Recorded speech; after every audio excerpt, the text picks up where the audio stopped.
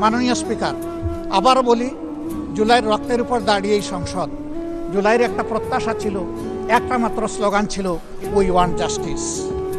আমি আবার এটা এখন উচ্চারণ করলাম, উই ওয়ান্ট জাস্টিস। এই জায়গায় অভিভাবকত্বের দায়িত্ব যারা পালন করেছেন অতীতে, তারা নিজের উপর, সংসদের উপর, দেশবাসীর উপর, গণতন্ত্রের উপর, মানুষের অধিকারের উপর তারা সুবিচার অনেকেই করতে পারেননি। আমরা আশা করি আপনার এই অভিভাবকত্বের জায়গা থেকে, আপনি যদিও একটা দল থেকে নির্বাচিত হয়ে সংসদে এসেছেন, কিন্তু ইতিমধ্যেই আপনি ঘোষণা দিয়েছেন যে আপনি জাতীয়তাবাদী দলের স্থায়ী কমিটির সদস্য পদ থেকে পদত্যাগ করেছেন। এখন আপনি সফলে। আমরা মনে করি আপনার কাছে সরকারি দল এবং বিরোধী দল আলাদা কিছু হবে না। আপনার কাছে আমরা সুবিচার পাব, জাতির কল্যাণে যে কথাগুলো বলতে চাইব সেই কথাগুলো বলার সুযোগ আপনার কাছ থেকে পাব। আপনার নেতৃত্বে এটি একটি গতিশীল সংসদ হবে, এটা আমরা আশা করতে চাই।